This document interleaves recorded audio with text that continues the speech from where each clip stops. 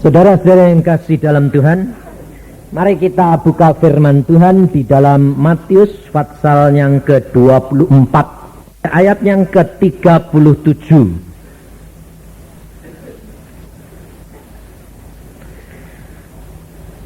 Sebab sebagaimana halnya pada zaman Nuh, demikian pula halnya kelak pada kedatangan Anak Manusia. Sebab sebagaimana mereka pada zaman sebelum air bah itu makan dan minum, kawin dan mengawinkan, sampai kepada hari Nuh masuk ke dalam bahtera, dan mereka tidak tahu akan sesuatu sebelum air bah itu datang dan melenyapkan mereka semua. Demikian pula lah halnya kelak pada kedatangan Anak Manusia. Sampai di sini lebih dahulu. Saudara perhatikan, Tuhan Yesus mengharapkan kepada saudara dan saya untuk selalu berjaga-jaga dan berdoa. Mengapa Tuhan Yesus mengatakan pada kita diumpamakan dan disamakan dengan keadaan pada waktu Nuh? Kita lihat di dalam kitab Kejadian pasal yang ke-6 ayat 9 sampai dengan ayat yang ke-12, supaya kita mempelajari Alkitab ini, saudara, secara keseluruhannya, supaya saudara dan saya menikmati apa yang dijanjikan oleh Allah kepada kita. Inilah riwayat Nuh. Nuh adalah seorang yang benar dan tidak bercela di antara orang-orang sezamannya. Dan Nuh itu hidup bergaul dengan Allah. Nuh memperanakan 3 orang laki-laki, Sem, Ham, dan Yafet. Perhatikan ayat 11 dan 12. Adapun bumi itu telah rusak di hadapan Allah dan penuh dengan kekerasan. Allah menilik bumi itu, dan sungguhlah rusak benar, sebab semua manusia menjalankan hidup yang rusak di bumi. Ini yang menyebabkan mengapa Allah, Yesus Kristus Tuhan, menyamakan kedatangan Yesus Tuhan dengan keadaan zamannya Nuh. Bumi sungguh sudah rusak. Yang rusak buminya atau manusianya, saudara? Hah? Manusianya. Tapi Alkitab berkata apa? Bumi. Kenapa kok Tuhan mengatakan buminya, kok tidak manusianya yang rusak? Kenapa? Sebab saudara dibentuk Allah dari tanah, bumi. Jadi yang bodol itu buminya, karena saudara asalnya dari tanah. Maka dari itu Tuhan berkata, kamu akan kembali kepada tanah karena kamu berasal dari tanah. Maka dari itu kita perhatikan, saudara, bahwa pada saat sekarang ini kekerasan, manusia hidup dengan caranya sendiri semuanya. Kita lihat, kekayaan tidak menjamin, justru kekayaan membuat sengsara. Karena apa? Diincar penjahat terus. Sekarang ini orang yang hidupnya penuh dengan kelimpahan, deg-degan. Enak yang kaya apa enak yang cukup? Wah, jawabannya dua-dua nih. Saudara tahu? Enak yang cukup. Kenapa saya bilang enak cukup? Orang yang kaya belum tentu cukup. Orang yang bilang kaya itu ukuran yang ngukur orang lain atau dirinya sendiri? Orang lain dong. Saudara punya gaji seperti Pak Peter tadi, 10 juta. Kira-kira orang yang gajinya 100.000 bilang kaya enggak? Kaya, tapi cukup enggak? Belum tentu. Betul enggak? Tapi kalau saudara cukup, yang 100.000 pun cukup, yang 10 juta, 1 miliar pun cukup. Allah sanggup lakukan segala perkara. Nah, ya enak yang cukup apa enak yang kaya? Ngomong Alkitab ngomong kok. Orang kaya susah masuk surga. Orang yang cukup itu Allah suka loh. Sebabnya apa? Orang yang cukup pasti dia berharap kepada Allah. Orang kaya susah masuk surga karena berharap kepada kekayaannya loh. Tak masuk deh nanti. Tobat. Ya tobat saya. Maka dari itu saudara, kalau saudara dan saya mau menjadi pelaku-pelaku firman, saudara tidak ada kegelisahan, tidak ada kekhawatiran. Alkitab berkata, Yesus yang berkata, bukan saya. Damai sejahtera yang aku berikan kepadamu tidak sama dengan damai sejahtera yang diberikan oleh dunia.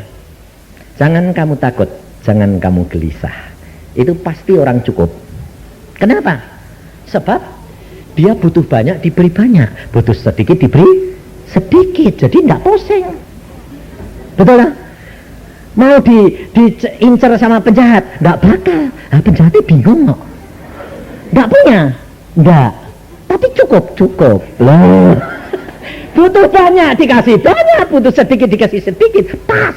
Simbok rampok apa? Wong pas-pasan. Loh, betul enggak? Ini saudara, hidup kekristenan itu begini loh. Jadi tidak pernah takut, tidak pernah khawatir. Jadi kalau Pak Peter bilang tadi gajinya 10 juta, Tuhan bilang lepaskan, lepasin dong, cukup kok. Ya dah. Allah tidak pernah kekurangan. Allah punya langit dan bumi, dan Allah menjadikan dari tidak ada menjadi ada. Buat apa pusing-pusing? Saudara percaya enggak? Hah? Amin, mestinya ya tidak deg-degan, tidak ada kode. Tapi masih punya enggak? Punya sedikit. Itu sama dengan dosa kecil sama dosa gede. Saudara tahu kita sudah zaman ini adalah zaman akhir, saudara. Tuhan Yesus sendiri berkata bahwa kita ini harus sama seperti zamannya Nuh. Berarti orang ini semua di dalam dunia ini mengasihi dirinya sendiri. Mereka pesta pora, mereka kawin mengawinkan, mereka mencari kesenangan dunia. Dunia maksiat demikian luar biasa, tidak seperti zaman sekarang. Bahkan kota Sodom dan Gomora kalah dengan sekarang. Maka kalau saudara perhatikan kejahatan dan perbuatan seks, tidak akan kalah dari Sodom dan Gomora masa ini. Karena ini masanya sudah amat singkat. Dan Tuhan memilih siapa? Orang yang benar dan tidak cukup orang benar. Perhatikan apa yang dikatakan Alkitab tentang hal Nuh. Orang yang benar dan cukup, tidak bercela. Ada satu lagi yang kamu lupa baca. Benar dan bergaul dengan Allah. Ini yang Allah cari. Kalau saudara tidak bergaul dengan Allah, saudara tidak akan dapat mendengar peringatan dan suara Dia. Agama mengajarkan kita hidup benar, betul? Kita hidup baik. Tapi Allah berkata tidak ada seorang pun yang benar kecuali di dalam Yesus. Tidak ada manusia yang benar kecuali manusia itu dibenarkan oleh Allah karena Yesus. Maka dari itu Allah mencari bukan orang yang benar, tapi orang yang benar dan bergaul dengan Allah. Karena tanpa saudara bergaul dengan Allah, engkau tidak mungkin dibenarkan oleh Allah. Maka dari itu kita harus sadar, saudara, kalau engkau tidak bergaul dengan Allah, engkau menjadi calo surga. Banyak orang Kristen akan kecewa nanti. Kenapa? Karena pikirnya seperti zaman Nuh. Nuh bergaul dengan Allah. Allah berbicara, Nuh bikin perahu. Karena sebentar lagi aku datangkan air bah. Semua orang ketawa. Lalu Nuh anehnya apa? Disuruh bikin perahunya tidak di laut, di atas bukit. Lebih sinting lagi, Nuh lalu memanggil tukang-tukang, yuk ke atas bukit cari kayu, motong kayu, bikin perahu. Nuh bikin perahu ya di bawah, dah di bukit. Nah nanti nurunkannya bagaimana? Gak usah diturunin, airnya naik. Hah? Kira-kira sinting enggak? Hah? Sama enggak saudara sekarang? Sebentar lagi Tuhan Yesus datang. Hah? Dari zaman kuno, 2000 tahun yang lalu, Petrus sudah berkata, waktunya singkat, Yesus mau datang. Nyatanya mana? Yesusnya turun atau kamu yang naik? Hah? Hah? Kamu yang naik ke atas bukit atau Yesus airnya yang naik? Hah? Perahunya nanti yang turun atau airnya yang naik? Hah? Airnya naik. Masuk akal enggak? Enggak masuk akal.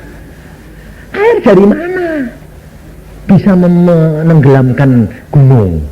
Mana mungkin? Nah, mana mungkin Yesus datang. Dari dulu sampai sekarang enggak pernah datang-datang. Enggak usah fanatik. Jadi kalau kamu jadi anak Tuhan, rajin diketawai enggak? Hah? Loh, kalau diketawai, saudara harusnya bilang apa? Nah, haleluya, puji Tuhan. Kenapa kok haleluya? Iya, lah kok yang emang gila? Nah, itu malah cocok. Kalau dikatakan orang gila, cocok. Kenapa? Itu Kristen. Loh, Kristen tuh gila? Ya, menurut dunia, betul tak?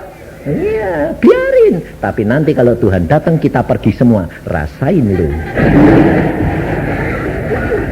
Maka dari itu saudara, hidup kekristenan itu harus belajar Alkitab benar-benar, sehingga saudara itu tidak pernah kecewa. Loh, saudara sekarang terus terang, kalau istrimu jelek atau istrimu ngambek atau jahat, saudara kecewa enggak?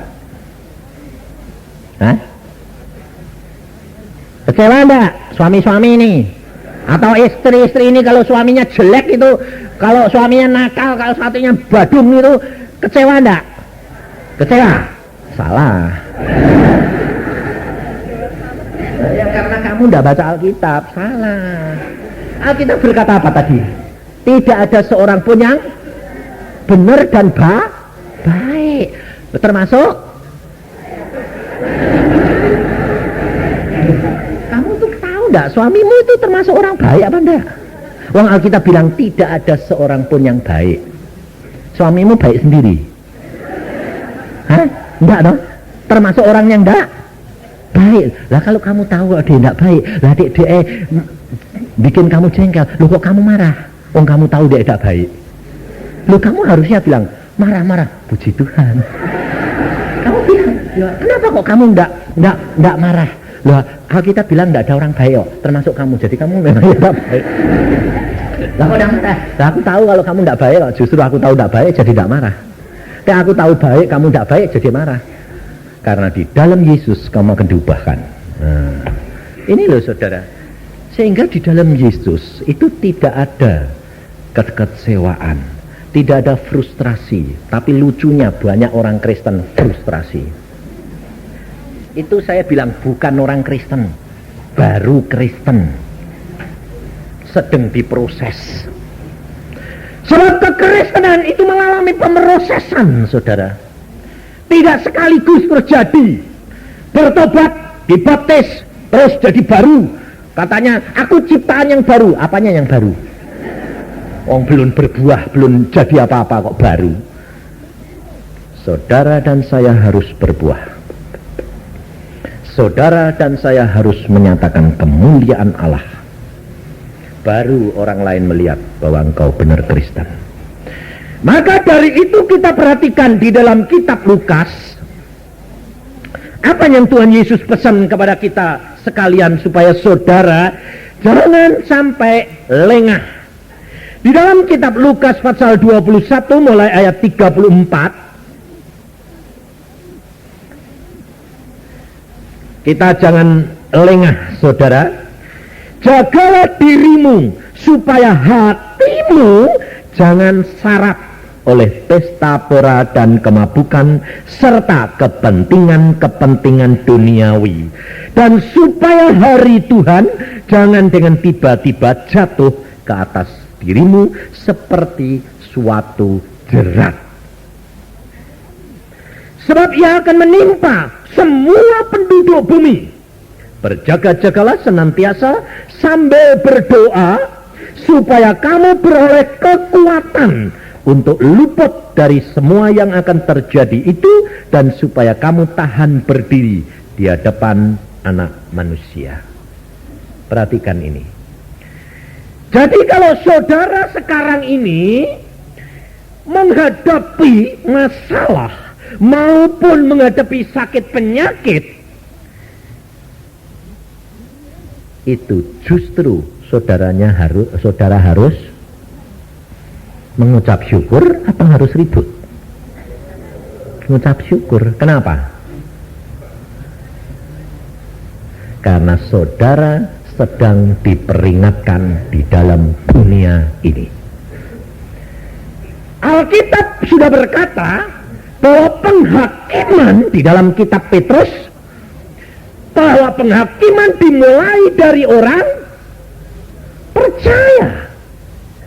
Jadi kalau saudara dan saya sekarang ini dihakimi Allah di dalam dunia, ucapkan syukur. Jadi kalau saudara sekarang ini kena sakit, saudara harus sadar, sebab tidak mungkin kamu kena penyakit tanpa seizin Allah. Kalau engkau dikenakan penyakit karena kamu berbuat dosa, setan menuntut kepada Allah untuk menghukum, kena kamu. Nah, kalau kena, kamu harusnya berkata apa? Puji Tuhan. Bukan puji Tuhan karena sakitnya. Tidak. Puji Tuhan, aku kok sakit Tuhan? Berarti aku ada sesuatu yang kau tuntut, yang aku berbuat salah. Dan aku belum sadar akan kesalahanku sehingga penyakit ini datang. Dan karena penyakit ini, aku sekarang sadar, mesti aku salah. Lalu kamu berdoa, Tuhan Roh Kudus, tunjukkan dong dosa-dosaku. Nah, nanti Tuhan tunjukkan. Ada seorang anak Tuhan, dia sehat walafiat, tidak ada apa-apa. Tahu-tahu bangun pagi, mau nyelesain apa pekerjaannya, lumpuh, stroke, waduh lumpuh, bawa ke rumah sakit, lumpuh separuh. Waktu lumpuh dia berkata, aku kok kena stroke, salahku apa? Mulai dia diam diri, mulai dia periksa. Roh Kudus mengatakan, apa yang kamu lakukan dengan saudaramu itu? Waktu kamu ditipu, waktu kamu bagianmu dimakan dia, waduh aku sakit hati. Ampuni. Kamu stroke karena sakit, karena kamu berbuat dosa. Kenapa? Karena kamu tidak mengampuni. Kamu pun tidak pernah diampuni oleh Allah, sehingga dosa-dosamu bertumpuk-tumpuk. Karena dia sakit hati, dia tidak bisa mengampuni. Alkitab berkata, engkau tidak mengampuni, engkau pun tidak diampuni. Betul tidak? Akhirnya dia sadar, betul Tuhan, aku salah. Nah, setelah dia salah, dia bertobat. Benar Tuhan, aku bertobat. Aku sadar sekarang, aku ampuni saudaraku. Tuhan berkata, aku pun ampuni. Tapi setelah dia mendapatkan pengampunan, stroke-nya sembuh atau masih tetap? Hah? Sembuh atau tetap? Masih tetap. Belum sembuh total. Kenapa? Hukumannya belum dijalani yuk. Saudara tahu, penjahat-penjahat yang divonis sama hakim, 3 bulan, dia berkata, Pak Hakim, saya bertobat. Terus hakimnya bilang, kamu sudah bertobat, bebas, kok enak, penjaranya kosong. Oke, sudah bertobat? Baik, masuk dulu. Alami dulu. Betul tak? Tunjukkan dulu kamu benar-benar bertobat atau tidak. Nanti kalau sudah baik, 17 Agustus ada remisi. Dikurangi, bebas, keluar, bertobat sungguh. Demikian juga orang Kristen. Orang Kristen kerap kali bilang apa? Pak, saya ini sudah bertobat, punya masalah, kok tidak barbar? Loh, saya bilang, kamu bertobat? Iya. Nyatanya aku sudah bertobat, terima Yesus, dibaptis. Masalahku tidak barbar. Loh, itu belum bertobat. Kalau kamu tanya gitu, itu tandanya belum bertobat. Hah? Belum bertobat? Nah, kenapa? Kalau kamu bertobat, kamu kena masalah, kamu bertobat, kamu bilang terima kasih Tuhan, aku kena masalah sekarang di sini. Daripada nanti setelah mati kena masalah di neraka.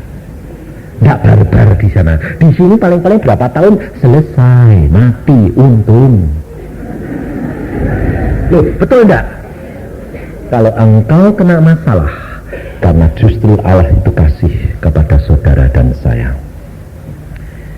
Coba perhatiin Pak Peter tadi. Dia orang Kristen loh. Dia dipakai Tuhan di kapal itu, apa dia itu sebetulnya sudah kenal Tuhan? Belum. Nyatanya Tuhan ngomongnya tidak ngerti kok. Betul enggak?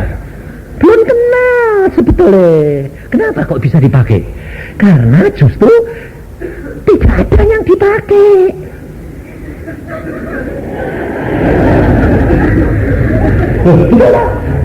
Karena tidak ada. Nah, Tuhan yang berkuasa. Coba lihat Peter, Kristen, tapi lumayan lah Kristennya. KTP, coba. Tidak. Bukan karena dia kenal Tuhan. Lalu kalau saudara dicomot bisa enggak sama Tuhan? Bisa. Kenapa? Bisa. Sebab saudara sudah ngaku anak Tuhan, dia juga ngaku Kristen. Iya. Tapi KTP, iya. KTP itu bukan kartu penduduk loh. KTP itu K itu Kristen, P itu tanpa, P itu pengalaman. Pengalaman sama Yesus. Jadi KTP Kristen seminggu sekali ya. Itu KTP. Tapi kalau nanti ada masalah yang justru menghadapi mati dan hidup, Allah justru mau pakai. Siapa yang mau dipakai? Yang sedia. Kan di situ ada 2 orang Kristen lah. Kenapa yang satu tidak dipakai? Kenapa kok dipilih Peter? Sebab dia lebih nekat. Loh, benar nggak? Kalau orang itu yang satunya Kristen itu lebih nekat, pasti orang satunya yang dipakai. Sebabnya apa? Allah itu tahu hati, tahu pikiranmu. Tapi kalau disuruh nekat gak berani, ya tidak bisa dipakai, betul nggak? Dia berani kok nekat tak? Pergi, anjungan, yuk, jalan ke sana, haluan, ya. Padahal nggak mungkin. Mungkin, karena apa? Tuhan tahu kok, ini nekatnya setengah mati kok. Saudara tahu? Allah itu memanfaatkan apa yang ada di dalam diri kita. Jangan saudara ukur, waduh kalau saya tidak berani. Allah berkuasa dan Allah tahu apa yang ada di dalam diri saudara. Dan Allah dapat pakai engkau. Tidak terbatas siapapun juga. Tapi untuk dapat dipakai oleh Allah, harus ada tekad. Dan ada orang yang nekat. Bukan tekad, nekat. Sebab apa? Sebab Allah tidak dapat menyatakan kemuliaannya tanpa orang itu sedia mati untuk dia. Ini saudara. Jangan saudara kira bahwa engkau dipakai Tuhan itu karena apa? Karena kamu tidak menghadapi masalah antara hidup dan mati. Masalahmu masalah biasa, ya pasti tidak dipakai. Orang Tuhan tahu kamu tidak percuma. Tapi kalau sudah antara hidup dan mati, Tuhan bisa pakai siapa saja. Karena kalau manusia masih bisa, Allah tidak turut campur. Kalau manusia sudah tidak mempunyai jalan, Allah baru turun tangan. Sebab itu mujizat Allah harus terjadi. Ya dah. Nah, jadi kalau saudara punya masalah yang masih ringan-ringan, Allah turut ambil bagian belum? Belum. Jadi pantesan orang Jakarta tidak banyak melihat mujizat. Sebabnya semua masih santai. Tapi coba kalau kamu nanti terjun ke daerah di dalam keadaan yang sulit, lah itu kamu harusnya bilang puji Tuhan. Kenapa? Justru sulit. Nyatanya nanti kalau sulitan datang, Allah mesti turun tangan. Kalau tidak, Allah malu dong. Nah, ya toh? Bapak siapa yang membiarkan anaknya celaka? Tak mungkin. Pasti ditolong, mati pun tidak apa-apa, bakal bangkit. Allah, berani tidak? Ini loh saudara, ini hidup kekristenan. Sebab Allah sudah berkata, Tuhan Yesus, jagalah dirimu supaya hatimu jangan syarat oleh pesta pora, oleh kemabukan dan kepentingan-kepentingan dunia ini. Saudara, zaman sekarang ini orang Kristen takut menderita. Mengapa penyakitnya tidak sembuh-sembuh? Mengapa masalahnya tidak beres-beres? Karena dia tidak mengucap syukur. Dia masih ribut, minta kesembuhan, minta masalahnya selesai. Justru itu tidak akan selesai. Saya katakan sekali lagi, tidak akan selesai.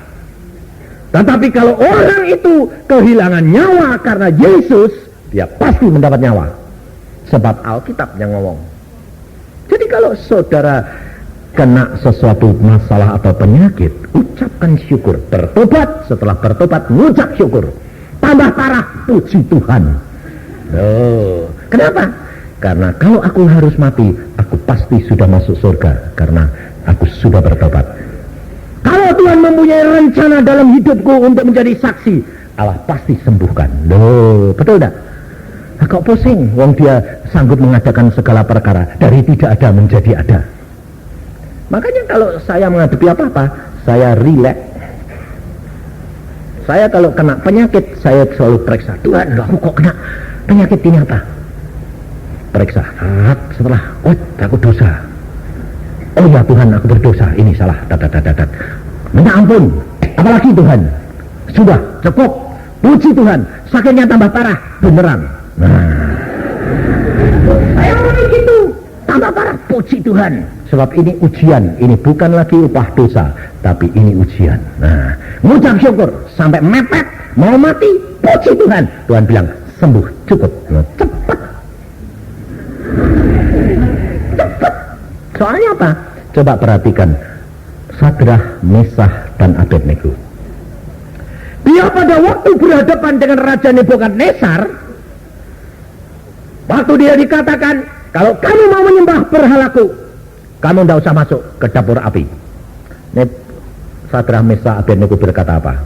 Maaf Raja, apapun yang terjadi kami tidak meninggalkan Allah.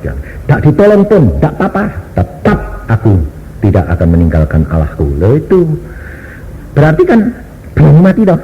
Iya. Lah apa beda nih sama kalau kamu penyakit? Ngadepi penyakit kanker. Raja penyakit itu kanker itu. Iya dong.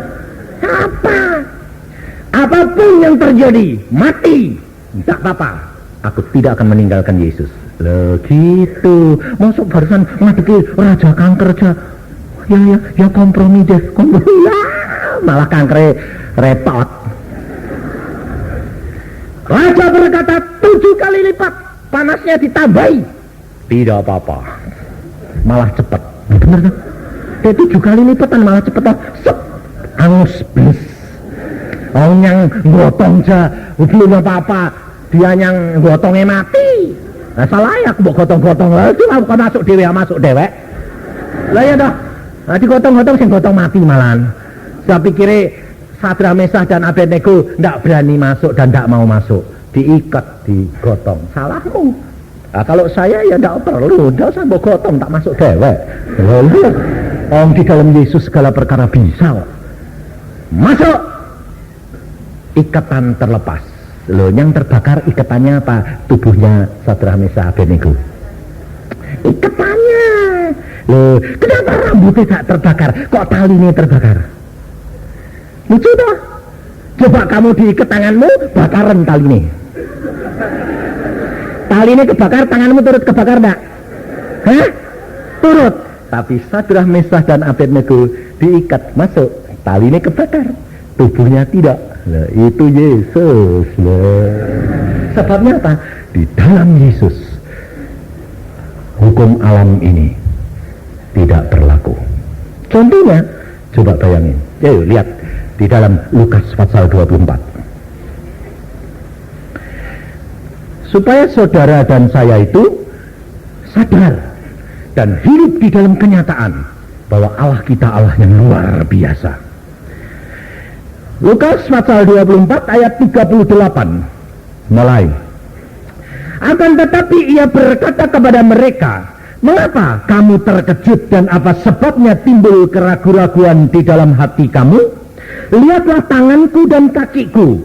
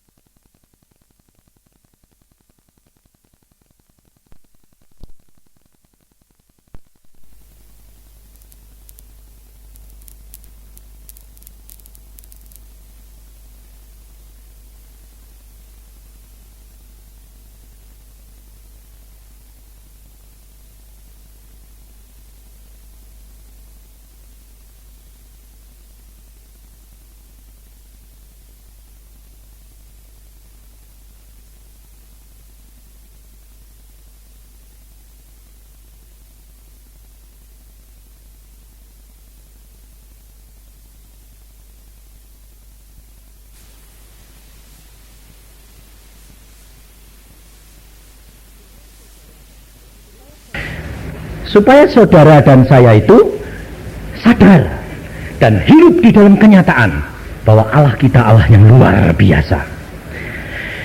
Lukas pasal 24 ayat 38 mulai. Akan tetapi ia berkata kepada mereka, mengapa kamu terkejut dan apa sebabnya timbul keraguan-raguan di dalam hati kamu? Lihatlah tanganku dan kakiku. Aku sendirilah ini, rabalah aku dan lihatlah, karena hantu tidak ada daging dan tulangnya seperti yang kamu lihat ada padaku. Sambil berkata demikian, ia memperlihatkan tangan dan kakinya kepada mereka, dan ketika mereka belum percaya karena girangnya dan masih heran, berkatalah ia kepada mereka, adakah padamu makanan di sini? Lalu mereka memberikan kepadanya sepotong ikan goreng. Ia mengambilnya dan memakannya di depan mata mereka. Perhatikan saudara, Tuhan Yesus pada waktu murid-muridnya kumpul, masuk melalui apa? Pintunya dikunci semua enggak? Masuk jeblos enggak? Jeblos enggak? Padahal dia punya tulang dan daging. Waktu murid-murid dia tidak percaya, Tuhan Yesus bilang, ke muridku ini kok bandel amat, dablek, gak percaya, raba, masih gak percaya. Punya makanan enggak? Punya, kasih ikan goreng. Loh, lucu, lawang pergi pertemuan kok ngantongi ikan goreng. Ini aneh enggak? Aneh enggak? Enggak kebetulan saudara. Kenapa? Ini kenyataan. Orang Kristen itu kemana-mana ngantongi. Diurus siapa? Makan terus. Lalu Tuhan berkata, kamu punya ikan goreng, amanya makanan? Ada, Tuhan ini ikan goreng. Ya, dimakan. Loh, Tuhan makan ikan goreng. Lalu ikan goreng itu masuk dalam perut Yesus. Pada waktu Yesus keluar lagi, ikan gorengnya turut tembus tembok pada? Atau dia tembus ikannya kering? Ikan goreng itu pada waktu masuk perutnya Yesus, terus Yesus setelah berkata-kata dia pergi lagi, blus, hilang. Ikan gorengnya turut tembus atau ketinggalan? Ikut Yesus atau ketinggalan? Ikut. Loh, ketinggalan. Loh, tadi Yesus keluar, ikannya kering.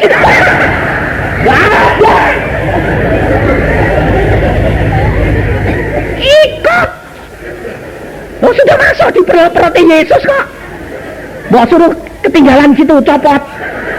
Lalu kan sudah dipunya sama Yesus. Lah kalau ketinggalan nanti bagaimana? Jadi apa? Enggak berupa ikan lagi itu. Saudara tahu, ikan goreng pada waktu masuk dalam tubuh Yesus tembus tembok. Saudara dan saya, Alkitab berkata apa Yesus?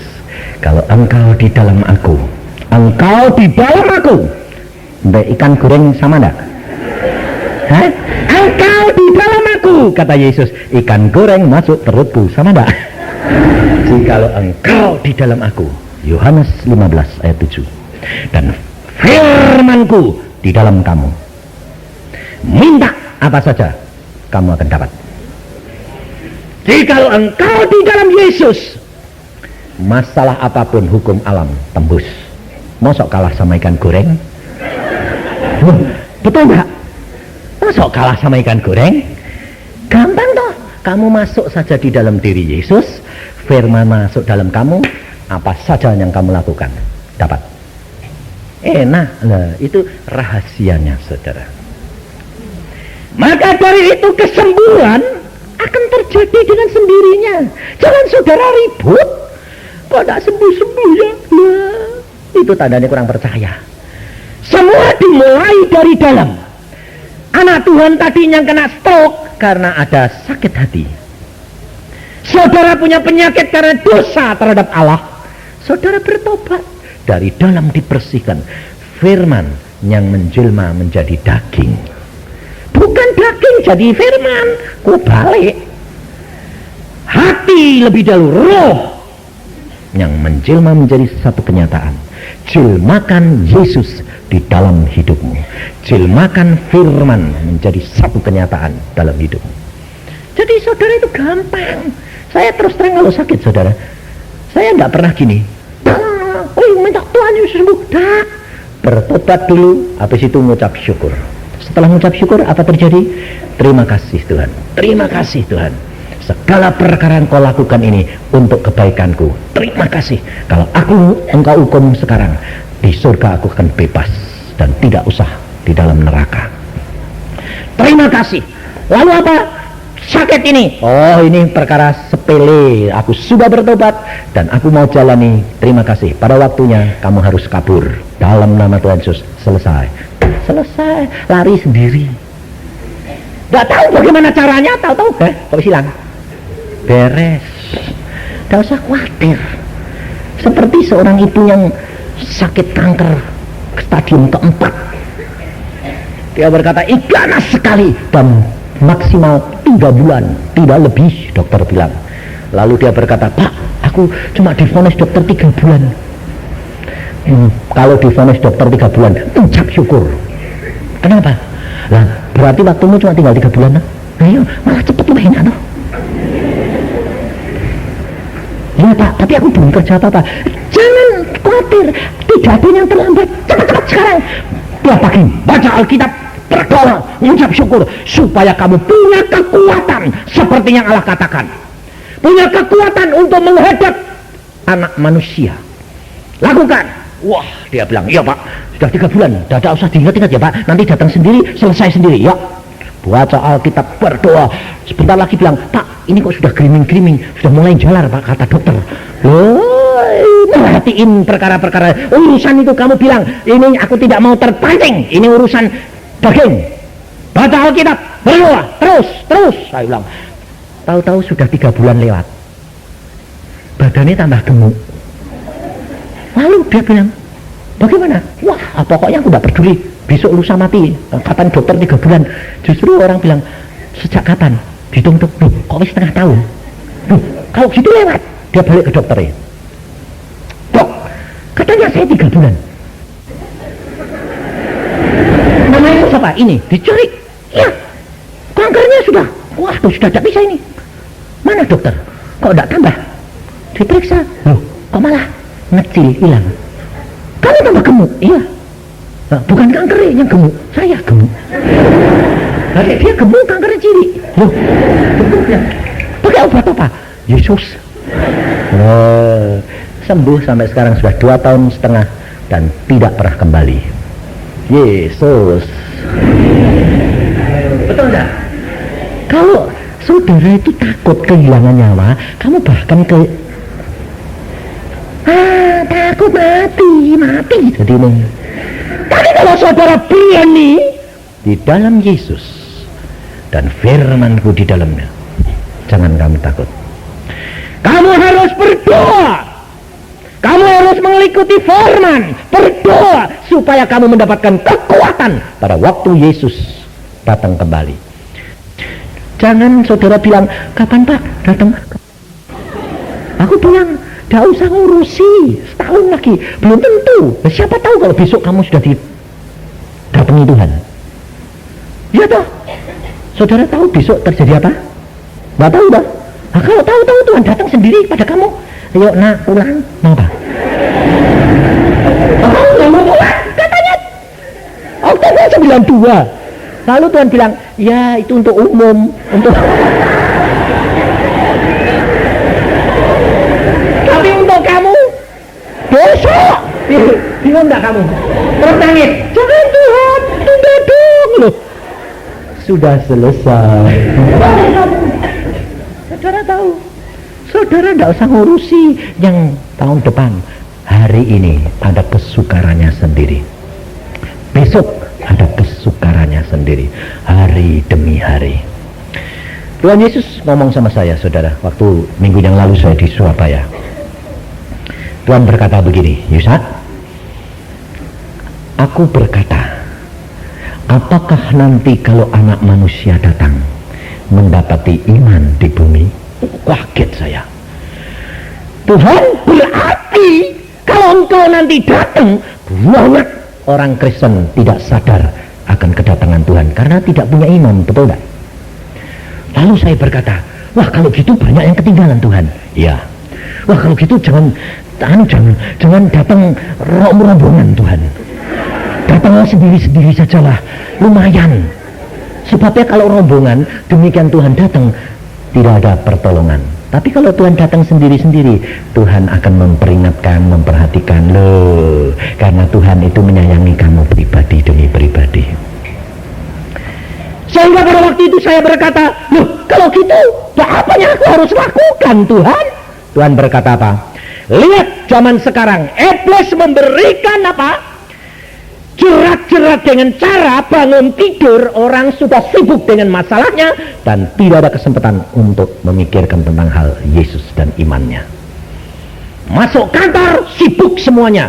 Udah masalahnya dibuat ruwet sama setan sehingga akhirnya tidak punya kesempatan untuk mikir Yesus.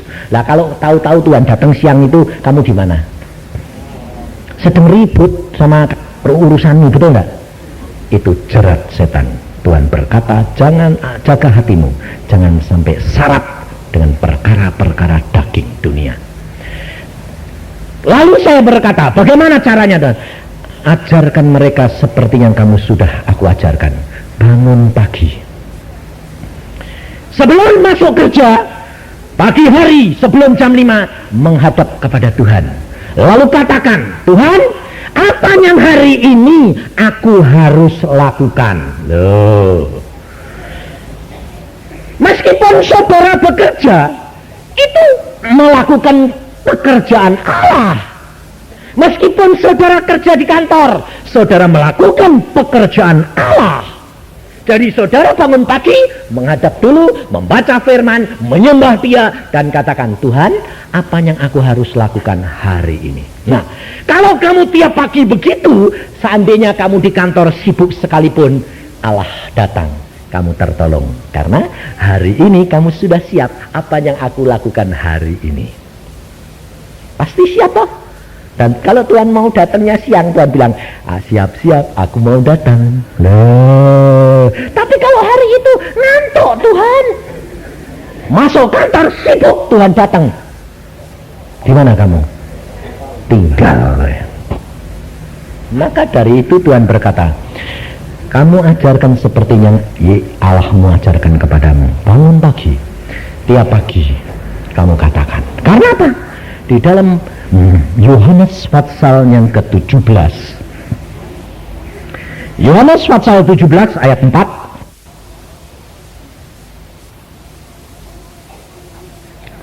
aku telah mempermuliakan engkau di bumi dengan jalan menyelesaikan pekerjaan yang kau berikan kepadaku untuk melakukannya.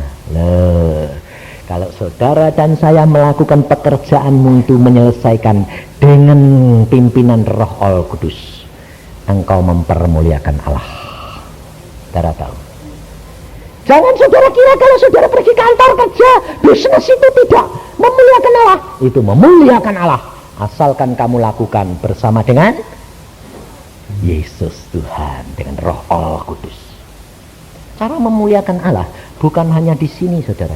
Kalau engkau dan saya memuliakan Allah cuma di sini, maka sehari demi sehari berapa jam yang kamu sudah hilang di kantor.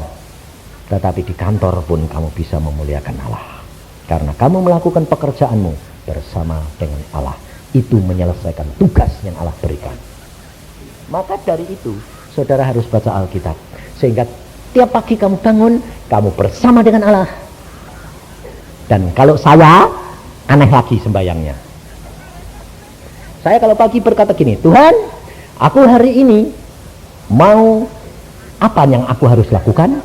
Dan aku tahu Tuhan, engkau punya rencana hari ini di dalam hidupku. Dan aku tahu aku punya kelemahan. Aku mohon dalam nama Tuhan Yesus, paksakan rencanamu itu berjalan dalam hidupku.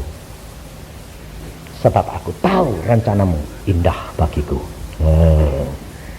Harusnya begitu. Sehingga kalau hari ini mau terjadi apapun, rencana Allah yang terjadi dalam hidupku, bukan aku sendiri. Kenapa saya berdoa? Paksakan Tuhan. Karena setan selalu menghadap Tuhan. Dia berkata apa? Allah, engkau tidak bisa memaksa manusia. Allah sudah pernah memberikan wewenang kepada manusia untuk memilih yang baik maupun yang jahat. Kalau saya yang minta, Allah, paksakan rencanamu dalam hidupku. Setan bisa nundut enggak? Tidak bisa. Kalau setan bilang, Allah, kamu tidak bisa memaksa. Allahnya bilang apa? Setan, dia yang minta. Loh, setannya bilang, dia minta. Iya, dia minta. Manusia, dia minta. Yesus berkata apa? Mintalah, maka akan diberi kepadamu. Sebabnya apa? Saudara itu cuma minta apa selalu? Saudara kalau baca Alkitab, yang diperhatikan janjinya Tuhan atau peringatannya Tuhan? Yang nyentel di sini sama di sini itu janjinya atau peringatan-peringatannya? Janji. Kenapa kok janji? Enak soalnya itu orang Kristen, makanya malah gak dapat janji, gak dapat digenapi. Kenapa? Karena saudara tidak melakukan yang diperingatkan. Saudara masuk asuransi, asuransinya gantinya kalau mati, kalau saudara kecelakaan diganti 100 juta 200 juta. Waduh, enak ya, bayarnya murah 10.000. Tapi saudara bilang, wah janjinya bagus, aku tertarik sama janji-janjinya. Asuransinya bilang apa? Bayar dulu. Bayar apa? Preminya 10.000. Oh, aku punya ini cuma 1.000. Gak bisa. 10.000. Kamu dapat 100 juta. Kalau kamu nggak bayar yang 10.000, dapat nggak? Enggak. Kalau kamu cuma memperhatikan janji-janjinya Yesus, peringatan-peringatannya tidak pernah kamu perhatikan, kamu dapat enggak? Tidak. Perhatikan akan peringatan-peringatan Tuhan, maka kamu lakukan bagianmu, Allah otomatis akan melakukan bagiannya. Sebab Allah tidak mungkin bohong. Iya dah. Kalau kamu diperingatkan, Aku suka gini, aku suka gini. Kalau engkau mengasihi aku, baca firmanku, lakukan firmanku. Nah, kamu baca, kamu lakukan, Allah mesti melakukan janjinya. Ini loh saudara. Makanya bagi saya, semua digenepi sama Tuhan. Enak, rileks. Makanya saya tuh orangnya enggak pernah pusing. Ngadepi apa? Rileks. Ketawa aja. Kenapa? Aku tahu, tambah parah tambah baik, Allahku mesti bertindak. Makanya saya enggak pernah takut. Pada waktu saya di Irian Jaya, saudara, sedang naik perahu kecil, tengah malam jam 12, tembak sama OPM. Bayangin. Saya bilang, waduh, kok ditembaki? Nah ini dia kena bolong, mati aku bilang. Terus anak perahunya anak Tuhan, orang Irian. Dokter, kita ini cuma milih 2 jalan, darat dipotong. Kalau darat kepala kita copot, itu OPM. Kalau kita tidak darat, perahunya lubang. Nah, aku bilang, lah kamu punya Tuhan enggak? Punya. Tapi Tuhan ini tidak jawab. Tolol aku bilang. Saya berdoa, Tuhan, apa yang saya harus lakukan? Tuhan bilang, darat. Saya bilang, darat. Dokter. Saya bilang, darat. Allah berkata pada saya, darat, darat. Darat, saudara. Setelah darat sampai di darat, orang Republik, potong. Ini anak buah saya. Tenang, aku bilang, mati untung. Lalu saya bilang, siapa kamu? Orang Republik. Saya bilang, saya dokter, mau turni. Saya bilang, ke pulau. Apa terjadi, saudara? Ganasnya orang kayak gitu, orang Irian. Di tengah-tengah keramaian kayak gitu, ada satu orang Irian juga keluar. Dia lihat, oh, stop, jangan ganggu dia. Dokter, pendeta, hamba Tuhan. Kaget aku, semua diam. Pendeta, dokter, pendeta, hamba Tuhan, jangan ganggu. Dia datang, nyalami saya. Dokter, siapa kamu? Saya ini orang penjara. Saya bisa melarikan diri. Nah, kok kamu kenal saya? Dokter tiap minggu kan khotbahnya di penjara. Oh, ini dokter mau pergi ke pulau ya. Jalan dokter, kami jamin tidak akan ada orang ganggu kamu, karena kamu hamba Tuhan. Allah. Saya bilang, selamat, ayo naik. Saudara tahu, saya menghadapi kematian berkali-kali, tapi Allah luar biasa. Apa yang diceritakan Peter, saya ngalami di Tanjung Irian Barat. Gelombangnya itu tingginya itu, aku sampai belum pernah lihat gelombang kok tinggi balik puluhan meter. Saya pakai perahu itu cuma lebarnya 1,5 meter kali 4,5 meter. Nah itu gelombang kok puluhan meter. Sak gunung. Aku bilang, Tuhan ini apa? Tuhan berkata apa? Lah kamu tadi yang minta loh. Kenapa, saudara? Sebab saya pulang dari Jayapura ke Biak naik perahu. Berangkat dari sana jam 5. Tepat jam 12 di Tanjung itu terjadi perputaran angin. Dan tukang perahu berkata, tiap jam 12 malam Pak, sampai jam 1 ini terjadi pergantian udara. Dan gelombangnya itu puluhan meter. Saya bilang, Tuhan, aku mau pulang sekarang. Ini tukang perahu berkata, ini gelombangnya puluhan meter, kita mati di sana. Tuhan, aku pulang enggak? Tuhan berkata apa? Kamu berani enggak? Loh, kalau kamu tanya gitu aku sih berani. Gak apa-apa. Nah, kalau berani ya jalan. Nah, persis di situ jam 12. Iya.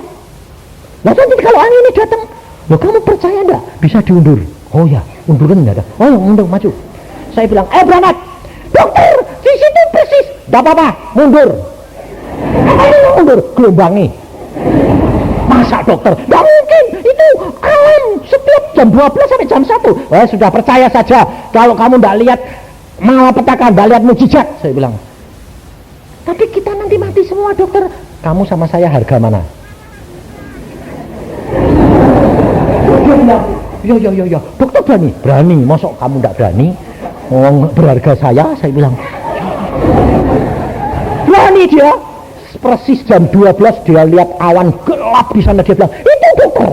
Nggak apa-apa, kita belum datang, nanti diundur. Kalau kita sudah lewat, dia datang. Wong itu Allah, aku bilang. Allah itu sanggup mengubahkan masa dan cuaca. Aku bilang, dalam nama Tuhan Yesus, tunggu sampai aku lewat, baru kamu datang. Saya relax sambil lihat-lihat gitu, dia jalan pakai perahu kecil. Saya lewat jedel, situ datang, baru saya ngeri. Ngerinya apa? Kayak gitu tuh. Saya sendiri yang jaraknya berapa puluh meter kena di loncat-loncat kayak 2 meter, naik turun. Saya bilang, Tuhan kayak begini, ndak lain kali ndak mau. Aku ndak ngira kalau sampai kayak gini Tuhan. Lah kok puluhan meter kayak gitu. Lah perahuku kecil, lah aku udah diapa ini?